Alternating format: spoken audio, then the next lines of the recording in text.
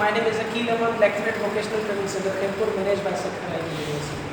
जैसा कि हम कुछ दिन पहले ट्रांसफार्मर का टॉपिक स्टार्ट किया था, उसमें सबसे पहले हमने ये टॉपिक पढ़ा था व्हाट इज ट्रांसफार्मर, ट्रांसफार्मर की बेसिक डेफिनेशन क्या है। उसके बाद हमने टाइप्स ऑफ ट्रांसफार्मर को पढ़ा था कि टाइप्स ऑफ ट्रांसफार्मर क्या होता है। ट्रांसफार्मर में हमने ये पढ़ा था कि कौन सी चीज़ें चेंज होती हैं, कौन सी क्वांटिटीज़ चेंज होती हैं और कौन सी क्वांटिटीज़ कांस्टेंट रहती हैं प्राइमरी और सेकेंडरी में। टाइप्स ऑफ ट्रांसफार्मर में हमने बहुत सारे ट्रांसफार्मर को डिस्कस किया था, जैसे power transformer, distribution transformer, current transformer, potential transformer, auto transformer, welding transformer, isolating transformer, बहुत सारे एग्जाम्पल्स थे। उसके बाद फिर हमने पढ़ा था working principle of transformer, transformer किस लॉ पे काम करता है। मैंने आपको वहाँ पर बताया था कि transformer works on Faraday's law of electromagnetic induction. उसके बाद वोल्टेज कैसे पैदा होती है वो भी आपको बताया था। ट्रांसफार्मर की कंस्ट्रक्शन में एक कोर होता है और एक वाइंडिंग होती है, वाइंडिंग कैसे की जाती है, कहाँ पे की जाती है, ये सारा हमने डिस्कस किया था। उसके बाद पिछले लेक्चर में हमने star connected system and delta connected system भी किया है। स्टार कनेक्टेड में क्या होता है, डेल्टा में क्या होता है। Star connected is like parallel connection, delta connection is like series connection. अब आज अभी हम पावर मालूम करेंगे इसी स्टार कनेक्टेड लोड का by using 2 watt meter. 2 watt meter method of power measurement. देखिए हमने कुछ दिन पहले लेक्चर रिकॉर्ड किया था, उसमें हमने बल्ब्स को सीरीज में कनेक्ट करके उनका पावर मालूम किया था ट्रेनर पे। फिर हमने उन्हीं बल्ब्स को पैरेलल में कनेक्ट करके उन्हीं बल्ब्स का वाट मालूम किया था पैरेलल कनेक्शन के अंदर ट्रेनर पे। हमने ये देखा था कि जैसे सीरीज में लोड ऐड करते जा रहे थे वो वोल्टेज डिस्ट्रीब्यूट हो रही थी। पैरेलल आज जब सीरीज में कोई एक पॉइंट निकाल रहे थे, अगर कहाँ पर फॉल्ट आ गया तो सारा सिस्टम ऑटोमेटिकली ऑफ हो रहा था, बिकॉज सीरीज के अंदर एक ही पाथ होता है।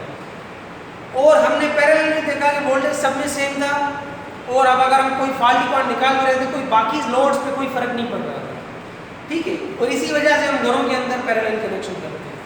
अभी हम 2 वाट मीटर मेथड के अंदर हम डेल्टा कनेक्टेड लोड का भी पावर मालूम कर सकते हैं और स्टार कनेक्टेड लोड का भी पावर मालूम कर सकते हैं।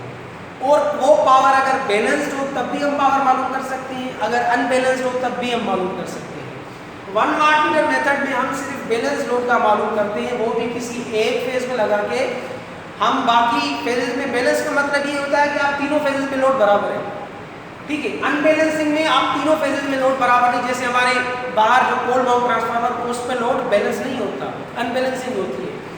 क्या करेंगे, देखिए ये दूसरा, ये तीसरा, मतलब ये red phase, yellow and blue, यहाँ पर ये कॉमन पॉइंट है, यहाँ से न्यूट्रल वाले के हम ग्राउंड कर देंगे। ये देखिए ऐसे कर सकते हैं।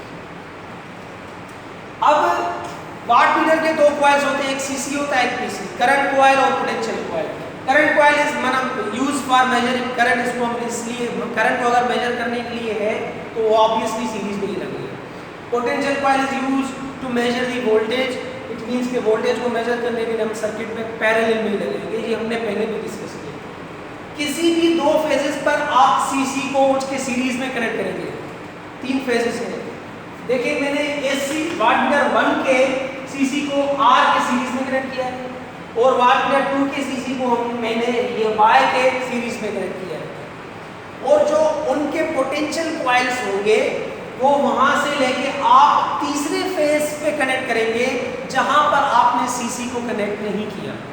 देखिए ये जो ब्लू फेज है, समझे कि वो ब्लू फेज पे कोई सीसी नहीं है, तो दोनों ही वाट मीटर्स के दोनों ही पोटेंशियल कॉइल्स के पीसी को हम कनेक्शन करेंगे तीसरे फेज पे जहां पर कोई सीसी नहीं होगा।